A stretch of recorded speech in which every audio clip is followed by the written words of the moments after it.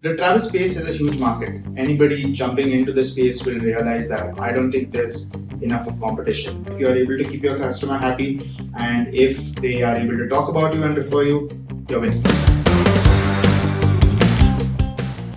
Hi, I'm Ryan Prazeres. I'm a co-founder at OneBoard. OneBoard is a travel tech startup based out of Panjim, Goa, and you're watching me on GoaTalks.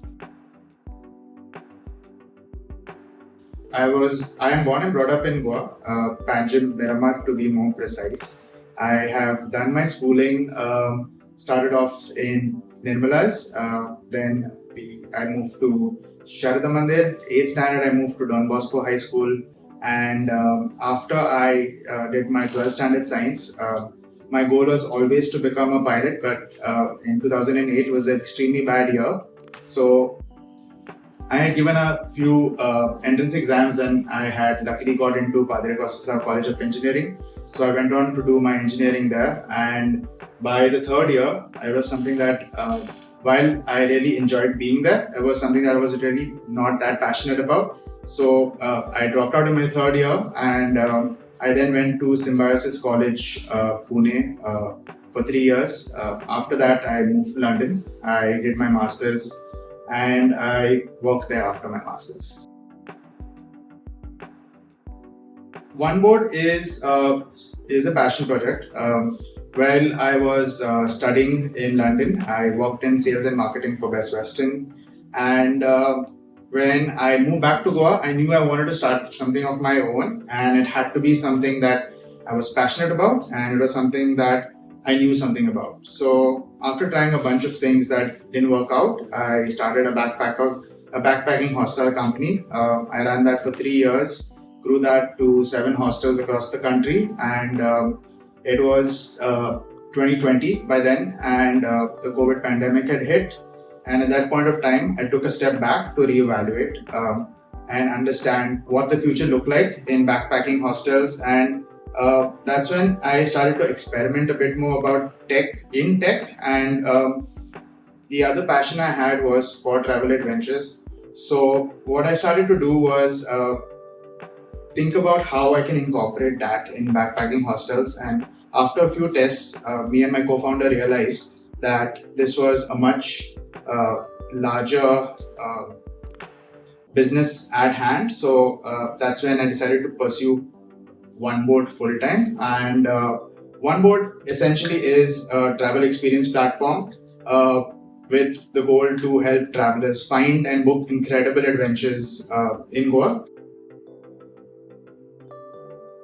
The name OneBoard actually came from one of our earlier business models. So once we decided that we are going to pursue this direction, we were thinking about ways we can get to customers, and one of the most feasible and sensible model at that point of time was to acquire customers through accommodation partners. So what we would do is we would set up these QR codes, which were getting really popular during COVID, in hotel rooms, and if a customer scanned that, they would be able to see all the services of that hotel, and we would also put in experiences for them.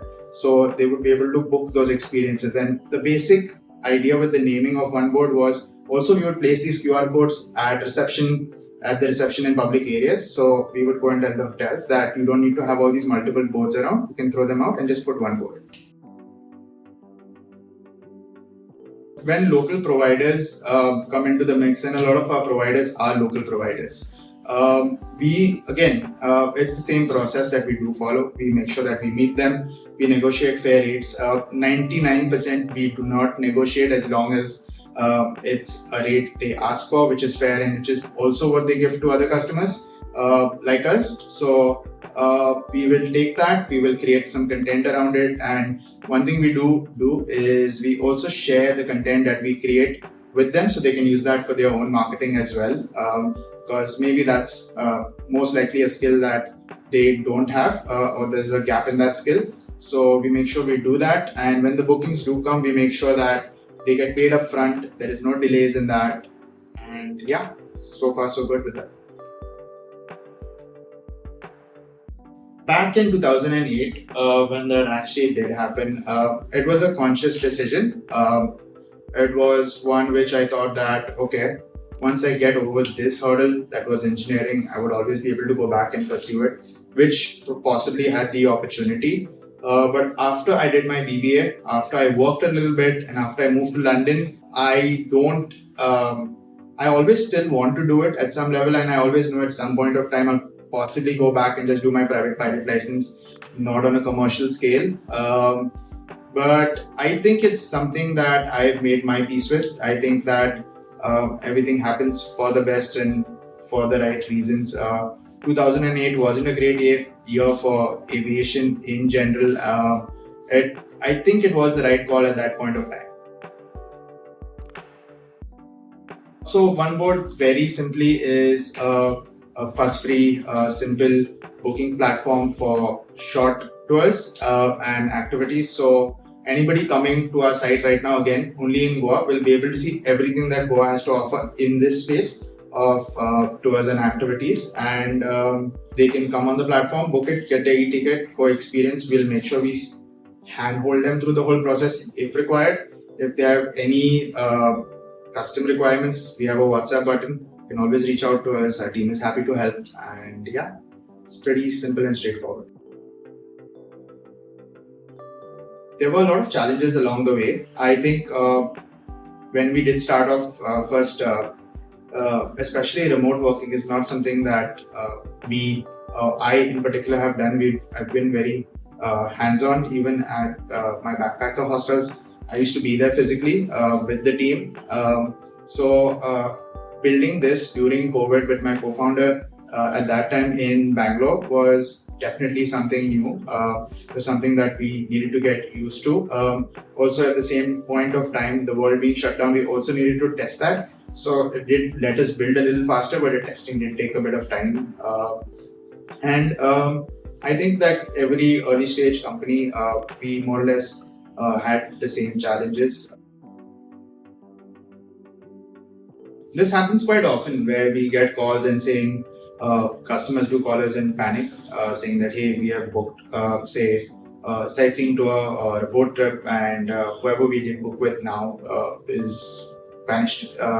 They have gone MIA, they're not responding, not nowhere to be seen.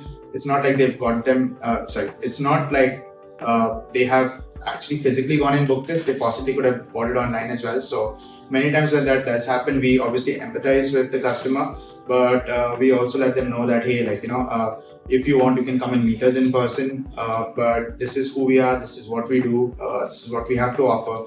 We can try and do our best for you when it comes to what you're actually trying to experience. And when we did give them and we did help them with their experience, they've had a great time, and they've come back to us and they've best thing could have happened is meeting you guys or coming to know about you guys, and we'll definitely recommend you and share our experience. So yeah, a lot of those stories that come out. Growth is definitely on the cards. We have actually at this point of time still very much Goa-based, at least for the next few months, but we have identified a couple of places we would like to be at. Still need to figure out the on-ground situation there, but I think we have built for this reason, using tech as the way to go. So it's a few clicks of the button for us to be live in a new location. It's just about doing it the right way, which is slower and which is definitely the right way to go about it, because putting out real content, putting out real information for a customer, making sure that, again, customer being the central focal point, they would like to go to this destination and experience X number of adventures. Us as local citizens, one thing that is important is that Goa as a brand has got such a strong image. In the domestic market, personally don't see why that would slow down.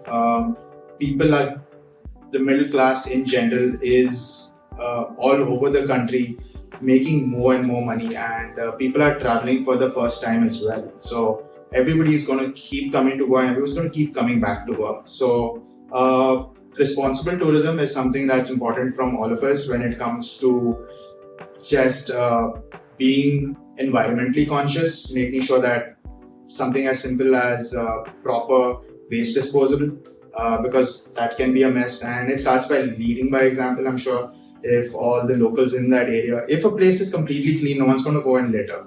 But if a place has a lot of litter, people are just going to throw more litter. So I think that's something that is important, that everybody steps in, because Goa is a huge state. We also, being the smallest state, still are a big state, but we should most definitely show tourists the right way of doing things.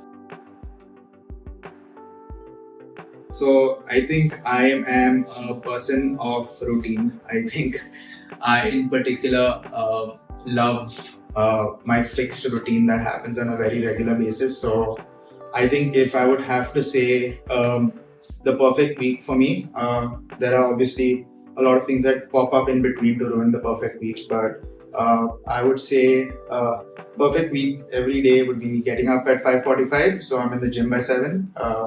7 to 8, I'm done with the gym. By 9, hopefully I'm first to office. So that allows me to check off a lot of things before people come in. So yeah, and we usually shut shop for the day by 5-6 p.m. Post which, depending on what day of the week it is, I will most likely stay home, relax, and maybe 2 days a week, or again, if it's a good week, 3 days a week, get to go and play football in the night. So once that gets done, home, dinner, sleep, repeat. Soul traveling, Varun's a really close friend, ex-classmate as well. Make It Happen, Be Live, Summer, Cycling Zens, and we have so many other companies that are trying to do something different, and they are investing so much of their time, effort, and they build such beautiful experiences. Honestly, even coming from London, we do not have that variety of experiences in the nature and surrounding that we have very much adapted to Goa. So like, kudos to these guys. And I think besides that, we are golden. I think just making sure that tourists, mapping them out, making sure that every touch point of theirs is looked and cared for, and there's not too much friction there. Yeah, I think Goa is going to be an amazing place for skydiving. I think we have obviously the aesthetics and the nature and the surroundings to make sure that anybody falling from the sky is going to have like a beautiful fall. I think someone probably just needs to figure that out and start that. I'm sure there's a market for it.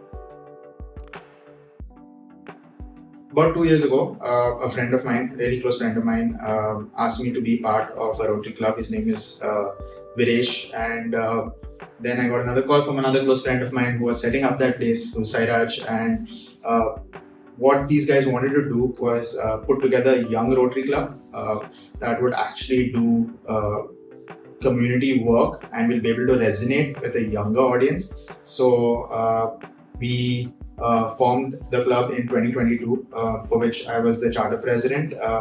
And as part of that club and a lot of the initiatives of that club, what we do is beach cleanups. We do a lot more social causes. I'm just going to skim through a few. We've gone to a certain number of schools where we realized that the facilities were not up to the mark, and we've helped them renovate their desks to their washrooms. Some didn't even have washrooms. We built the washrooms from scratch. The travel space is a huge market. I think anybody jumping into the space will realize that I don't think there's enough of competition. There's always space for everybody. I think the number one piece thing that you should keep in mind is focus on the customer. Know exactly who your customer is, what they're looking out for, and solve for them. I think Everything else is immaterial, especially in the early days. No structure, no process, no anything, no location. Nothing is important as much as your customer is. If you are able to keep your customer happy, and if they are able to talk about you and refer you, you're winning. So yeah, my name is Ryan Prazeres. I am a co-founder at OneBoard, and thank you for watching me on It's Go.